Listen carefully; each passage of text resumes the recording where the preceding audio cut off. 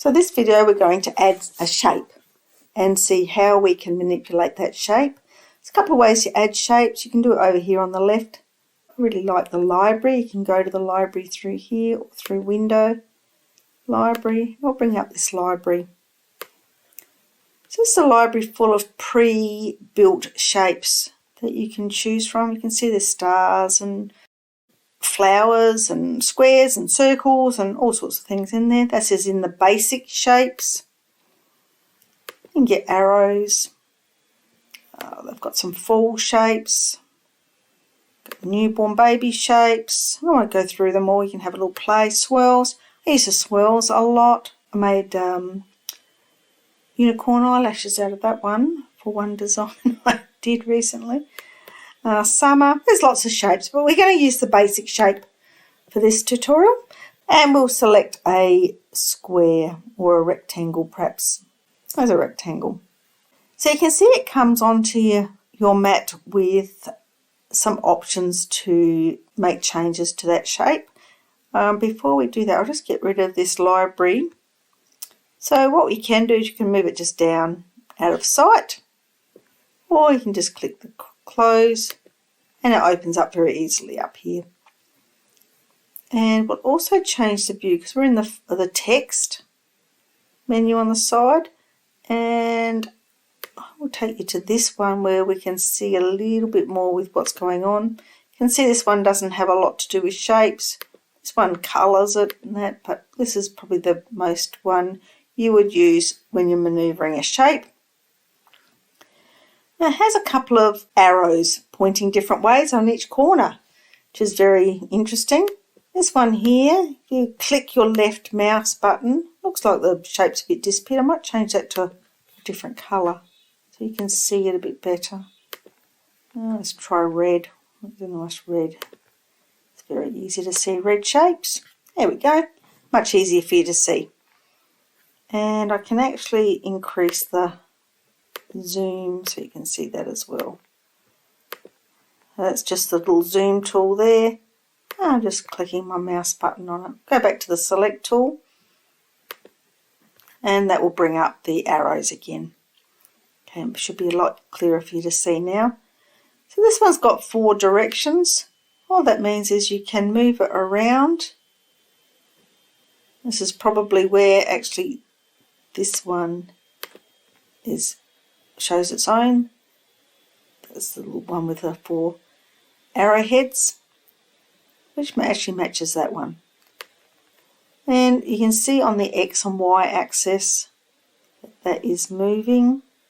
You can see it, I've got grid lock or a grid, snap to grid on, so it would snap to, you can see the, if you look up here at the unit spacings, you can see the blue line at the 3, you want to get there, 3 1/4, 3 1/2. So it will tell you different locations, and you can see it over on the XY axis as well. You can see its X is 3250 over here on the right, and Y is 2991. Not quite sure why it's 2991 because it looks like it's right on the line to me. That's okay. So that will just move it around. Move it wherever you want without changing the shape whatsoever, just the location. This one on the right hand corner will change the direction. So you can see it tilting. You can tilt it around quite minutely or a lot. So give it a big spin, whichever you need to do, however you want it.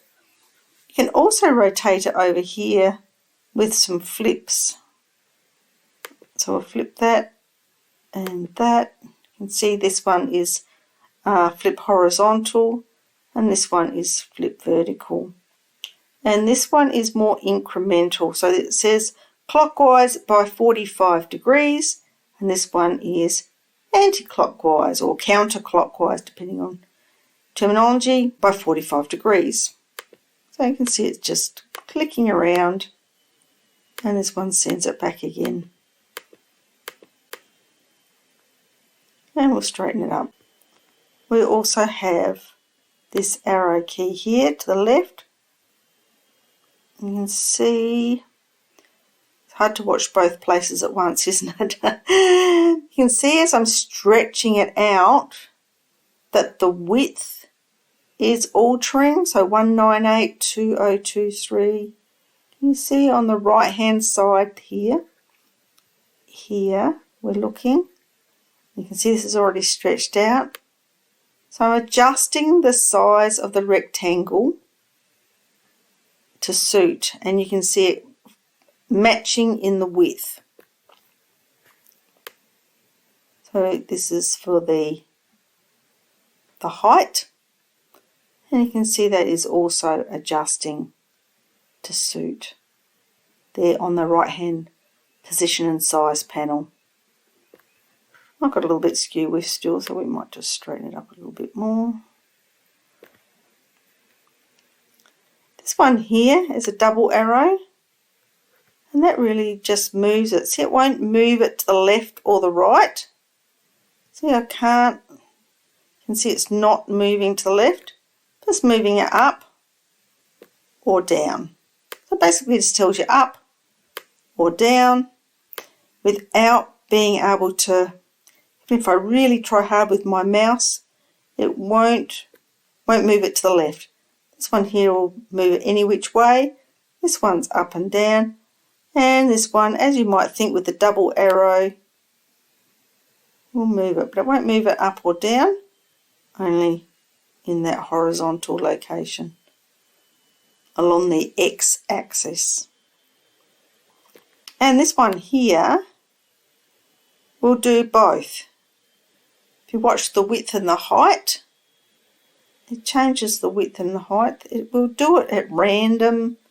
I can sort of do it any which way, not restrict it at all. So you can end up with quite a variance, which may be what you're after. If you're trying to create a design that you wanted to do that, that's fine. But often you want to keep it in proportion. But this one does not. So if you hold your shift key down, or your command shift, might be on a Mac, it does keep it in proportion. You can also resize it over here in this section. So you can see keep proportions. So if that's checked and you change the width, and we'll make it bigger, you can see that the height is proportionately changed as well. And if you uncheck that and change the width, I'll bring it back down again, you can see it is not affecting the height. So you're changing the actual shape. We can bring it right back to a square. So 2470 and 2434 is not quite a perfect square. However, you can also type in here. So I want it to be 34, so we'll type 34 and click away, and 2434, 2434. Or just say you want to adjust it slightly. We'll put it back into keep proportion, so we'll keep it a square this time, because that will be easier for you to follow. Keep proportions. And what if we just want a 2-inch square? Just put a 0 there. Click into the mat. When you click onto your shape, you'll see it's 2 by 2. It's very easy to adjust. And now we have a perfect square.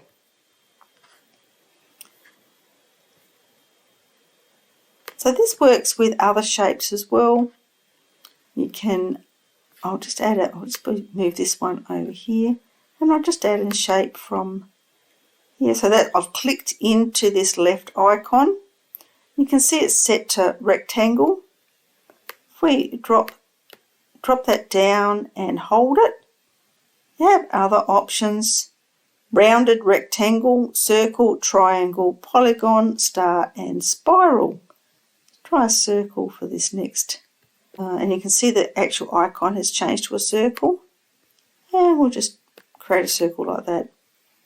If you hold your shift key down again, you can see that's a perfect circle coming. Be a command shift probably on a Mac, as opposed to my slightly oval Easter egg shape from my first attempt. So you can just create any shape at all without holding the shift key, whereas the shift key will keep it in proportion. It's much the same as checking or unchecking these key proportions. So now we've got a number of shapes. Let's just try one more. This little spiral one's quite fun. And you can change the settings up here as well, inner radius, divergence and turns. And this shape just creates a little spiral like that.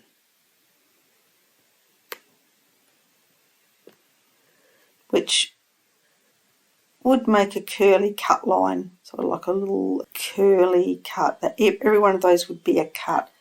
I'll just go up to here to view. So we've got these filled in, and you can see this is just a line. If we go into view and show outline only, there's your cut lines. So your circle would cut around the outside edge. This one with the oval shape would cut around the square would cut around the outside edge. And this would just cut along these lines here in a spiral shaped piece of paper. And if you play with these have got lots of options. Your star will give you how many points you want. Let's just do a star. So we've got 5 points, and you can see 5 points there, 6 points, 7 points, 8 points, 9 points. I'll just get this out of the way for you. This one out of the way, and we will move that a little bit and put some colour to it so you can see.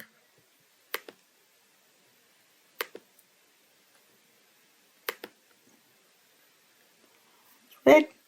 And we'll take this view off so it's not showing outline only. Okay, so now we can see it again. I'll just move that one out of the way and we'll start that a bit again. So we've created a star. Up the top there we've got a 9-point star. And keep going. 15, I'm not sure what it cuts out at, it must cut out at something. Sometimes you see insides of flowers in this shape. It's a little insert into the centre of the flower. You can make it quite busy. Once again, you can just highlight that and put it straight back to a 5-point star. Go back to the select tool and you can move some of these around. Had a bit of fun with these shapes. In the next tutorial we'll make something with one of them. See you soon.